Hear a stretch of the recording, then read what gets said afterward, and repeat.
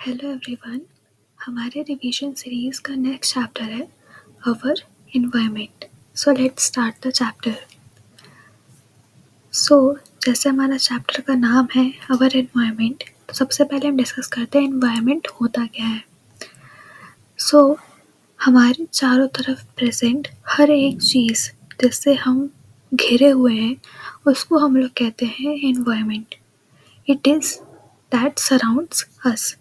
अब वो चीज़ चाहे लिविंग हो चाहे नॉन लिविंग हो या कुछ भी हो, जिस चीज़ों से हम लोग घिरे हुए हैं चारों तरफ से, उनको हम कहते हैं environment. It is the sum total of all the living and non living elements and there effects that influence human life. और जिन चीज़ों से हम घिरे हुए हैं, वो जो इफेक्ट हम पे डाल रही हैं, उनका इन्फ्लुएंस हमारे लाइफ में क्या पड़ रहा है, इन सब का सम अप एनवायरनमेंट कहलाता है। सो ओवरऑल हम ये कह सकते हैं कि इन्वायरमेंट का मतलब होता है हमारे आसपास का माहौल या हमारे आसपास का वातावरण। इसमें इंक्लूड होता है सब कुछ जो हमारे सराउंडिंग में प्रेजेंट है, जैसे कि हवा, पानी, मिट्टी, पेड़ पौधे, एनिमल्स और ह्यूमंस टू। अब जो हमारा इन्वायरमेंट है अर्थ का, उसको हम ब्रॉडली 4 कैटेगरीज में डिवाइड कर सकते हैं, या फिर अगर हम कहें तो हमारे अर्थ का इन्वायरमेंट 4 सेगमेंट्स में डिवाइड है। पहले है एटमॉस्फेयर, दूसरा है hydrosphere, third one is lithosphere and fourth one is biosphere. इन चारों को एक एक करके डिस्कस करते हैं। सबसे पहले आता है हमारा एटमॉस्फेयर। एटमॉस्फेयर क्या होता है? एटमॉस्फेयर हवा या अर्थ में प्रेजेंट जितनी भी गैसेस हैं उसकी लेयर है जो हमारे अर्थ को कवर करके रखती है। इसमें hydrogen, oxygen, nitrogen, carbon dioxide जैसी गैसेस प्रेजेंट होती हैं जो कि लिविंग ऑर्गेनिजम्स के लिए बहुत ही ज़्यादा ज़रूरी है। ये लेयर हमारे प्लैनेट के लिए एक प्रोटेक्टिव ब्लैंकेट की तरह काम करती है जो सन की harmful radiations like infrared radiations इनको एब्सॉर्ब करती है और अर्थ में आने से रोकती है, जिसकी वजह से हमारे अर्थ का जो टेम्परेचर है वो रेगुलेटेड रहता है और मेंटेन रहता है। सेकेंड आता है हमारा हाइड्रोस्फीयर। हाइड्रोस्फीयर अर्थ के सारे वाटर एंड वाटर बॉडीज़ को रिफ़र करता है, जिसमें हमारे सारे oceans, rivers, lakes, seas, underground water शामिल होते हैं। ये लेयर हमारे प्लैनेट पर वाटर को डिस्ट्रीब्यूट करती है और ये एक इम्पॉर्टेंट हिस्सा है एनवायरनमेंट का। इसमें एक्वाटिक लाइफ रहती है। तीसरा आता है हमारा लिथोस्फीयर। लिथोस्फीयर एनवायरनमेंट का वो हिस्सा है जिसमें हमारा कोर, क्रस्ट और मेंटल शामिल होता है। ये लेयर हमारे अर्थ की ठोस सरफेस को रिप्रेजेंट करता है और इसमें माउंटेन्स, वैलीज भी शामिल होते हैं। इस लेयर में हमको मिनरल्स और रॉक्स मिलते हैं। फिर लास्ट लेयर होती है हमारी एनवायरनमेंट में, दैट इज़ बायोस्फीयर। बायोस्फीयर हमारे एनवायरनमेंट का वो हिस्सा है जिसमें सारे लिविंग ऑर्गेनिजम्स रहते हैं, जैसे कि प्लांट्स हो गया, एनिमल्स हो गया, माइक्रो ऑर्गेनिजम्स हो गए, और उनका एनवायरनमेंट के साथ इंट्रैक्शन होता है। ये लेयर हमारे प्लैनेट की सरफेस के ऊपर फैला हुआ होता है और इसमें हर एक लिविंग चीज़, हर एक जीवित चीज़ एक दूसरे के साथ जुड़ी हुई होती है। बायोस्फीयर एक बहुत ही बड़ा और कॉम्प्लेक्स होता है जिसकी वजह से इनको छोटे हिस्सों में बांटा गया है जिनको हम इकोसिस्टम कहते हैं। सो अब देखते हैं इकोसिस्टम क्या होता है। इकोसिस्टम एक ऐसा सिस्टम है जिसमें सारा कुछ एक दूसरे के साथ जुड़ा हुआ होता है, आपस में इंटरकनेक्टेड होता है। इसमें लिविंग ऑर्गेनिजम्स जैसे कि हो गए हमारे प्लांट्स, एनिमल्स, माइक्रो ऑर्गेनिजम्स, और उनके सराउंडिंग में जितने भी जो भी उसकी सराउंडिंग है लाइक एयर, वाटर और सॉइल शामिल होते हैं। ये सब मिलकर एक बैलेंस बनाते हैं जिसको हम इकोसिस्टम कहते हैं। अब ये जो इकोसिस्टम है हमारा, इसमें हर एक चीज़ का अपना एक रोल होता है। जैसे कि अगर हम एग्जांपल लें प्लांट्स का, तो प्लांट्स ऑक्सीजन प्रोड्यूस करते हैं और कार्बन डाइऑक्साइड अब्सॉर्ब करते हैं, जबकि जो एनिमल्स हैं वो उसका जस्ट अपोजिट प्रोसेस करते हैं। इसी तरह से हर एक ऑर्गेनिज्म अपने काम में लगा होता है और इस बैलेंस को मेंटेन करता है। अब अगर एक एग्जांपल से हम पूरे इकोसिस्टम को समझने की कोशिश करें, तो अगर हम किसी गार्डन में जाते हैं, किसी गार्डन को विजिट करते हैं, तो हमको डिफरेंट डिफरेंट चीज़ें मिलती हैं, जैसे कि प्लांट्स हो गया, ग्रासेस हो गए, ट्रीज हो गए, फ्लावर्स हो गए एंड एनिमल्स हो गए, frogs, insects, birds etcetera.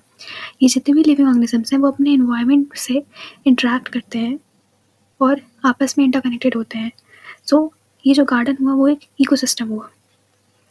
Similarly अगर हम बात करें पॉन्ड्स की, तो पॉन्ड्स में जितनी भी चीज़ें हैं उसकी एक्वेटिक लाइफ, पॉन्ड्स में पाए जाने वाले जितने भी प्लांट्स हैं वो सब उस एरिया का इकोसिस्टम हो गया। So this is the ecosystem. अब 2 टाइप के इकोसिस्टम होते हैं। पहले नेचुरल इकोसिस्टम जो नेचुरली मेड होते हैं, जैसे कि हमारा हो गया forest, ponds and lakes. And second one होते हैं हमारा ह्यूमन मेड या आर्टिफिशियल इकोसिस्टम, जैसे कि हमारे गार्डन हो गए जो ह्यूमंस बनाते हैं, एंड क्रॉप फील्ड्स हो गई, ये हमारे आर्टिफिशियल इकोसिस्टम के एग्जाम्पल्स हैं। अब हमारी सराउंडिंग में या हमारे इकोसिस्टम में जितने भी लिविंग ऑर्गेनिजम्स हैं उनको हमने 3 कैटेगरी में डिवाइड करके रखा है, और ये डिवीजन इस बेसिस पे किया गया है कि वो ऑर्गेनिजम्स अपना फूड या अपना सब्सटेंस इन्वायरमेंट से किस मैनर में, किस तरीके से ऑब्टेन करते हैं।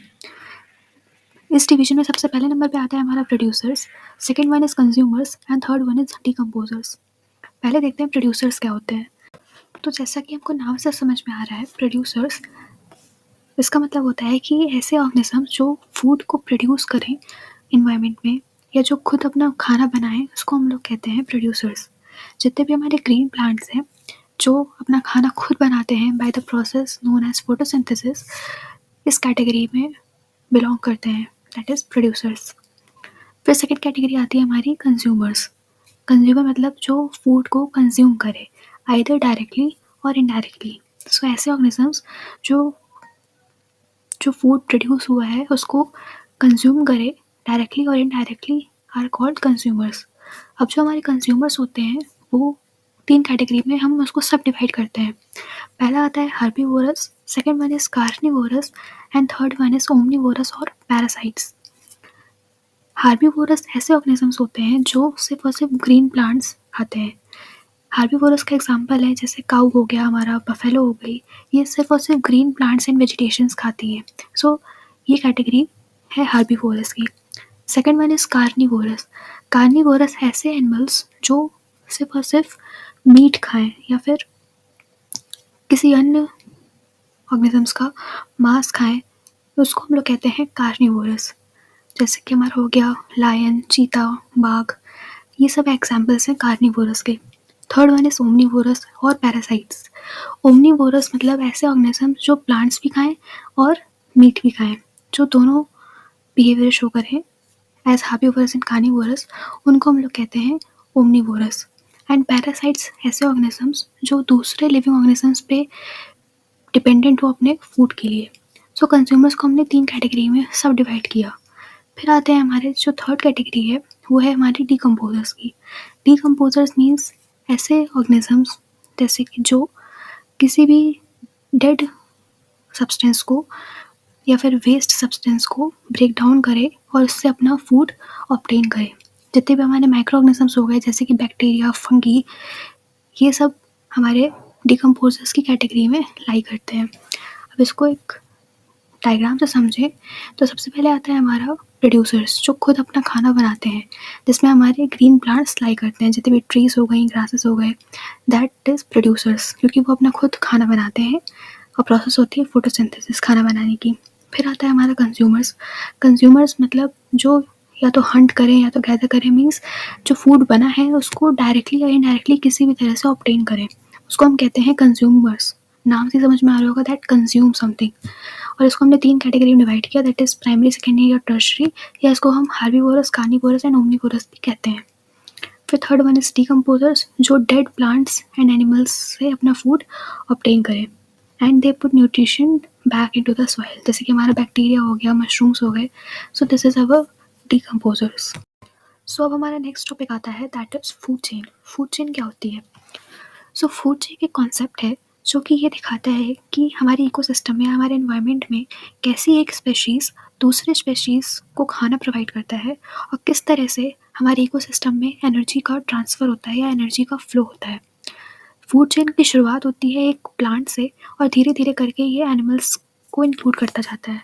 लेकिन फूड चेन को डीपली पढ़ने से पहले हमको डिस्कस करना होगा that is trophic levels. Trophic levels क्या होते हैं? सो ट्रॉपिक लेवल्स वो होते हैं जो किसी इकोलॉजिकल फूड चेन में ऑर्गेनिज्म की हायरार्की को रिप्रेजेंट करते हैं। हायरार्की मतलब कि कैसे एक स्पेशीज़ दूसरे स्पेशीज़ को खाना प्रोवाइड करता है, ये दिखाते हैं ट्रॉपिक लेवल्स। ट्रॉपिक लेवल्स में सबसे पहले आता है हमारा प्रोड्यूसर्स। ट्रॉपिक लेवल में सबसे पहले आता है हमारा प्रोड्यूसर्स। प्रोड्यूसर्स मीन्स जो अपना खाना खुद बनाने में कैपेबल हो, सक्षम हो, उनको हम लोग प्रोड्यूसर्स की कैटेगरी में डालते हैं। इसमें हमारे ग्रीन प्लांट्स एंड एल्गीज आते हैं। फिर सेकंड ट्रॉपिक लेवल हमारा आता है प्राइमरी कंज्यूमर्स का। इस लेवल में वो ऑर्गेनिज्म होते हैं जो डायरेक्टली प्लांट्स को खाते हैं। ये हर्बीवोरस होते हैं, जैसे कि कुछ इंसेक्ट्स हो गए, डियर हो गई, काउस, बफेलोज, ये हमारे प्राइमरी कंज्यूमर्स होते हैं। थर्ड ट्रॉपिक लेवल है हमारा सेकेंडरी कंज्यूमर्स का। इस ट्रॉपिक लेवल में वो ऑर्गेनिजम्स आते हैं जो प्राइमरी कंज्यूमर्स को खाते हैं। इनको हम कार्निवोरस भी कहते हैं, जैसे कि हमारे हो गए लायंस, वोल्स या फिर टाइगर, या होते हैं हमारे सेकेंडरी कंज्यूमर्स। और ये थर्ड ट्रॉपिक लेवल है। फोर्थ ट्रॉपिक लेवल में आते हैं हमारे टर्शरी कंज्यूमर्स। सो टर्शरी कंज्यूमर्स, इसमें प्रेडेटर्स आते हैं जो फूड चेन के टॉप पर होते हैं, जैसे कि टॉप लेवल कार्निवोरस। सो फूड चेन हमको यही दर्शाता है कि कैसे एक ऑर्गेनिजम्स या कैसे एक स्पेशीज़ दूसरे स्पेशीज़ को खाना प्रोवाइड करता है, और कैसे इस तरह से हमारे इकोसिस्टम में एनर्जी का फ्लो होता है। एग्जाम्पल अगर हम लें किसी एक फूड चेन का, तो सबसे पहले है हमारा ग्रास। तो ग्रास को खाया ग्रास होपर ने, फिर ग्रास होपर को खाया फ्रॉग ने, एंड फ्रॉग को खाया स्नेक ने, स्नेक को खाया हॉक ने। तो इस तरह की एक चेन बन गई कि पहले किसने किसको खाया। हॉक के लिए जो खाना बना वो बना स्नेक, स्नेक के लिए जो खाना बना वो बना फ्रॉग, जो फ्रॉग के लिए जो खाना बना वो बना हमारा ग्रास होपर, जो ग्रास होपर के लिए जो खाना बना वो हमारा बना ग्रास। सो इस तरह से एक चेन बनती चली जाती है, जिसको हम लोग साइंटिफिकली फूड चेन कहते हैं। और फूड चेन डिमॉन्स्ट्रेट करता है कि कैसे एनर्जी का फ्लो हुआ इकोसिस्टम में। अब एनर्जी का फ्लो कैसे हुआ, इसके लिए जैसे कि प्लांट्स ने, जो हमारे ग्रीन प्लांट्स हैं, उन्होंने खाना बनाया, उसमें एनर्जी हुई, तो वो एनर्जी उन्होंने अपने पास स्टोर करके रखी। फिर जब ग्रास होपर ने ग्रास को खाया तो उसको वो एनर्जी मिल गई। फिर जब फ्रॉग ने ग्रास होपर को खाया तो वो प्लांट्स की एनर्जी जो ग्रास होपर ने ली थी, उसको वो एनर्जी मिल गई। फिर वो स्नेक के पास ट्रांसफ़र हुई, एंड देन हॉक के पास। तो ऐसे ऐसे करते करते एक चेन बनती गई, और चेन में एनर्जी का फ्लो होता गया। एक और एग्जाम्पल लें अगर हम फूड चेन का, तो पहले एक सन की एनर्जी थी, जिसका यूज़ करके हमारे प्लांट्स ने अपने लिए खाना बनाया। उसके बाद ग्रास होपर ने इसी प्लांट्स को कंज्यूम किया, और ये प्राइमरी कंज्यूमर की कैटेगरी में आया। तो जो एनर्जी प्लांट्स के पास थी, वो अब कुछ एनर्जी हमारे ग्रास होपर के पास चली गई। फिर जो फ्रॉग था, उसने ग्रास होपर को खाया, तो उसका कुछ अमाउंट ऑफ एनर्जी हमको फ्रॉग को मिल गई। फिर फ्रॉग को हमारे स्नेक ने खाया, उसकी कुछ एनर्जी स्नेक को मिल गई। फिर स्नेक को खाया हॉक ने, and then finally decomposers, that is fungi. So इस तरह की एक चेन बन गई। इसी को हम लोग साइंस की लैंग्वेज में कहते हैं फूड चेन। लेकिन यहाँ पे ध्यान देने वाली बात ये है कि किसी एक स्पेशीज़ को सिर्फ और सिर्फ एक ही स्पेशीज़ तो खाएगा नहीं। लाइक फॉर एग्जांपल प्लांट्स को सिर्फ ग्रास होपर तो खाएगा नहीं, और भी जो स्पेशीज़ ऑर्गेनिजम्स प्रेजेंट है हमारे इकोसिस्टम में वो भी खाएंगे। तो ये बिल्कुल एक लीनियर चेन तो हो नहीं सकती। एक ऑर्गेनिजम्स को multiple other organisms, other kind of organisms भी खाते हैं। So instead of a straight line food chain, इस रिलेशनशिप को कि कौन किसको खाता है, इसको हम ब्रांचिंग के फॉर्म में भी रिप्रेजेंट कर सकते हैं, जिसको हम लोग कहते हैं food web. Means in short या फिर इन सिंपल लैंग्वेज अगर हम कहें, अगर हम बहुत सारी फूड चेन को आपस में मिला दें तो एक वेब बन जाता है, जिसको हम लोग कहते हैं फूड वेब। इसमें रिप्रेजेंट होता है हर वो चीज़ जो एक दूसरे को खाती है। लाइक ये ग्रासेस थी, तो ग्रासेस को ग्रास होपर ने भी खाया, लेकिन उसको माउस ने भी खाया, उसको रैबिट ने भी खाया। फिर रैबिट को फॉक्स ने भी खाया, रैबिट को हॉक ने भी खाया। फिर ग्रास को माउस ने भी खाया था, लेकिन माउस को हाउल ने भी खाया, हॉक ने भी खाया, फॉक्स ने भी खाया। तो एक ऑर्गेनिज्म को अदर मल्टीपल ऑर्गेनिजम्स खा सकते हैं। So instead of a straight line linear food chain ना बना के हम इसको एक वेब की फॉर्म में बनाते हैं, ब्रांचिंग के फॉर्म में बनाते हैं, जिसको हम लोग कहते हैं फूड वेब। फूड वेब भी यही रिलेशनशिप शो करता है कि कौन किसको खाता है, कौन किसके लिए खाना बनता है। और इस फूड वेब में भी एनर्जी का ट्रांसफ़र या फिर एनर्जी का फ्लो शो होता है। अब जो हमने ट्रॉपिक लेवल्स पढ़े थे, उसमें अगर हम कोई भी चेंजेस करते हैं या उस ट्रॉपिक लेवल्स में कुछ भी बदलाव होता है, तो वो हमारे लिए बहुत ज़्यादा प्रॉब्लम क्रिएट कर सकता है। अगर हम किसी एक ट्रॉपिक लेवल को भी छेड़ेंगे, उसको ऊपर नीचे करेंगे, तो उसका इफ़ेक्ट हमारे पूरे ट्रॉपिक लेवल्स में एंड अल्टीमेटली हमारे पूरे इकोसिस्टम में, हमारे पूरे एनवायरनमेंट में पड़ेगा। एग्जाम्पल से समझें तो मान लीजिए कि हमारे जो हर्बीवोरस की जो संख्या है, जो कि हमारे प्राइमरी कंज्यूमर्स हैं, वो बढ़ गई। तो एक ट्रॉपिक लेवल जो कि हमारा था, that is second trophic level primary consumers का, वो हमारा बढ़ गया बहुत ज़्यादा, उसकी जो पॉपुलेशन रेट है वो बहुत ज़्यादा बढ़ गई। तो हमारे जो वेजिटेशन होगा, यानी जो हमारे प्रोड्यूसर्स होंगे, हमारा उस पर इफेक्ट पड़ गया, क्योंकि जो खाने की जो संख्या है, जो कंज्यूमर्स की जो संख्या है वो इंक्रीज़ कर गई, लेकिन जो प्रोड्यूसर्स की जो संख्या है वो उतनी ही रही, जिसकी वजह से वो डिफरेंस आने लगा, जिसकी वजह से हमारी पूरा इकोसिस्टम बिगड़ने लगा, क्योंकि कंज्यूम करने की संख्या ज़्यादा है बट जो प्रोडक्शन रेट है वो अभी भी उतना ही सेम है। और हमारे जितने भी ट्रॉपिक लेवल्स हैं, whether it is producer, consumers, primary consumer, secondary consumer, tertiary consumers, हमारे जितने भी ट्रॉपिक लेवल्स हैं उसमें एक बैलेंस होना चाहिए, जिसकी वजह से हमारी बायोडाइवर्सिटी में एक स्टेबिलिटी रहे। लेकिन हम ह्यूमंस की वजह से उन ट्रॉपिक लेवल्स में कुछ ना कुछ डिस्ट्रप्शंस होते रहते हैं। कैसे हमारी एक्टिविटीज़, ह्यूमन एक्टिविटीज़ उन ट्रॉपिक लेवल्स को धीरे धीरे डिस्टर्ब कर रही है।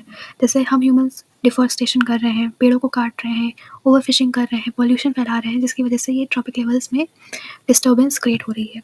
सो हमें ऐसा नहीं करना चाहिए, जिसकी वजह से हमारी जो एनवायरनमेंट की जो स्टेबिलिटी है, जो बायोडाइवर्सिटी है हमारी, वो हमारी स्टेबल रह सके। ह्यूमन एक्टिविटीज़ के कारण हमारे एनवायरनमेंट में हमको कुछ प्रॉब्लम्स फेस करनी पड़ रही है।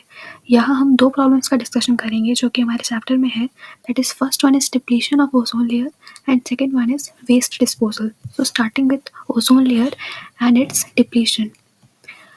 इसको स्टार्ट करने से पहले जानते हैं कि ओजोन क्या होती है। ओजोन का फॉर्मूला होता है O3। ये एक मॉलिक्यूल है जो कि ऑक्सीजन के 3 एटम से मिलकर बनता है। इसकी फॉर्मेशन की बात करें तो हमारे एटमॉस्फेयर के हायर लेवल्स में यूवी रेडिएशन के कारण जो ऑक्सीजन के जो मॉलिक्यूल्स होते हैं O2, वो स्प्लिट हो जाते हैं, जिसकी वजह से हमको फ्री ऑक्सीजन, जिसको हम कहते हैं सिर्फ वो हमको मिलता है। फिर वही सिंगल या फ्री ऑक्सीजन एटम्स जब molecular oxygen that is O2 के साथ कंबाइन करते हैं तो हमको ओजोन मिल जाता है। दैट इज़ O2 है हमारा, उसमें यूवी रेडिएशन की वजह से स्प्लिटिंग हुई, जिसकी वजह से हमको 2 ठो फ्री ऑक्सीजन एटम्स मिल गए। अब इन में से किसी एक ऑक्सीजन फ्री ऑक्सीजन एटम ने O2 के साथ कंबाइन किया तो हमको final product that is ozone मिल गया। इस ओजोन लेयर का काम होता है कि हमारे सन से जो हार्मफुल अल्ट्रावायलेट रेडिएशंस निकलती हैं उसको एब्जॉर्ब करके उसको हमारे अर्थ सरफेस में आने से रोकना या उसको ब्लॉक करना, जिसकी वजह से हमारे अर्थ में या हमारे एटमॉस्फेयर में कोई भी हार्मफुल इफेक्ट्स ना पड़े। लेकिन हमारी ह्यूमन एक्टिविटीज़ की वजह से ये ओजोन लेयर जो हमारे अर्थ को प्रोटेक्ट करती है from the harmful ultraviolet rays of the sun, ये अब धीरे धीरे थिन होती चली जा रही है, या जिसको हम कहें धीरे धीरे डिप्लीशन हो रहा है इसका। कैसे हो रहा है? हमारे ह्यूमन मेड केमिकल्स जैसे कि हमारे ऊपर क्लोरोफ्लोरोकार्बन्स, जिसको हम CFCs भी कहते हैं, एंड हेलोन्स, ये substance chlorine and bromine atoms को रिलीज करते हैं जब वो स्ट्रेटोस्फीयर में पहुंच जाते हैं, जिसकी वजह से जो हमारा ओजोन के जो मॉलिक्यूल्स हैं वो ब्रेक डाउन होने लगते हैं। जब ओजोन के मॉलिक्यूल्स ब्रेक डाउन होने लगेंगे तो हमारी जो ओजोन की जो लेयर है वो थिन होती चली जा रही है, जिसकी वजह से जो हमारे सन की जो हार्मफुल यूवी रेडिएशंस हैं वो हमारे अर्थ तक पहुंच रही हैं, जिसकी वजह से हमको काफ़ी हेल्थ प्रॉब्लम जैसे कि कैंसर हो गया, कैटरेक्ट हो गया, ये सब हमको फेस करनी पड़ रही है। फिर सेकेंड है हमारा वेस्ट डिस्पोजल। जितना भी हमारे पास वेस्ट है उसकी इम्प्रॉपर हैंडलिंग की वजह से, उसके इम्प्रॉपर डिस्पोजल की वजह से हमको काफ़ी सारे इन्वायरमेंटल चैलेंजेस फेस करने पड़ रहे हैं, जैसे कि हो गया हमारा pollution, health risk and habitat degradation. अब इस वेस्ट डिस्पोजल की प्रॉब्लम को सॉल्व करने के लिए काफ़ी सॉल्यूशंस हैं जिनको हम अपना सकते हैं, जिसकी वजह से ये प्रॉब्लम्स थोड़ी कम हो सकती हैं। फर्स्ट वन इज़ कि हम उस वेस्ट को प्रॉपर रिसाइकल करें, उसको प्रॉपर कंपोस्ट करें। दूसरा हम ये कर सकते हैं कि हम एक कम्युनिटीज़ बनाएं, हम एक स्ट्रिक्ट मैनेजमेंट पॉलिसीज़ बनाएं, हम स्ट्रिक्ट रूल्स एंड रेगुलेशंस बनाएं फॉर द प्रॉपर डिस्पोजल, जिसकी वजह से लोग जितना भी वेस्ट है, जितना भी कूड़ा कचरा है वो इधर उधर ना फेंकें, एक प्रॉपर जगह पे या फिर एक प्रॉपर प्रैक्टिस फॉलो करें। पब्लिक अवेयरनेस होनी चाहिए, कम्युनिटीज़ होनी चाहिए जो लोगों को उनकी रिस्पॉन्सिबिलिटी के प्रति जागरूक कराए, एंड गवर्नमेंट एंड इंडस्ट्रीज़ जितने भी हैं उनको एक प्रॉपर वेस्ट डिस्पोजल सिस्टम लाना चाहिए, जिसकी वजह से हमारा इन्वायरमेंट क्लीन रहे और एक सस्टेनेबल फ्यूचर हम देख सकें। सो ये था हमारा पूरा चैप्टर जिसमें हमने स्टार्ट किया विद एनवायरनमेंट। हमारे आसपास के वातावरण को हम एनवायरनमेंट कहते हैं। एनवायरनमेंट को हमने 4 सेगमेंट्स में डिवाइड किया, that is atmosphere, hydrosphere, lithosphere and biosphere. Atmosphere means जितने भी गैसेस हैं हमारे एनवायरनमेंट में, हाइड्रोस्फेयर मीन्स जितने भी वाटर बॉडीज़ हैं, लिथोस्फेयर यानी कि hard rigid surface, and biosphere means all the living organisms and their interaction with the environment अब उसी इंटरेक्शन को हमने कहा इकोसिस्टम, फिर हमने इकोसिस्टम में 4 कैटेगरीज में डिवाइड किया, दैट इज़ प्रोड्यूसर्स, फिर कंज्यूमर्स के, herbivorous, carnivorous and omnivorous, and then decomposers. फिर हमने इनके बारे में पढ़ा, फिर हमने ट्रॉपिक लेवल्स देखे, हमने 4 ट्रॉपिक लेवल्स देखे, फिर हमने फूड चेन पढ़ी कि कैसे एक स्पेशीज़ दूसरे स्पेशीज़ पे अपने खाने के लिए डिपेंडेंट है, but this is not a linear relationship, तो इसलिए हमने इसको ब्रांचिंग के फॉर्म में डिस्कस किया, that is food web and food chain and food web में एनर्जी का फ्लो होता है। फिर हमने ये देखा कि कैसे ट्रॉपिक लेवल्स में एक स्टेबिलिटी होनी चाहिए, अगर हम इसमें कोई भी डिस्टर्बेंस क्रिएट करते हैं तो हमको वेरियस प्रॉब्लम्स फेस करनी पड़ सकती है, एंड हमारी ह्यूमन एक्टिविटीज़ के कारण कैसे हमें depletion of ozone layer and waste disposal की प्रॉब्लम फेस करनी पड़ रही है। So this is the whole chapter. If you like the video, please like, share and subscribe to my channel. Thank you.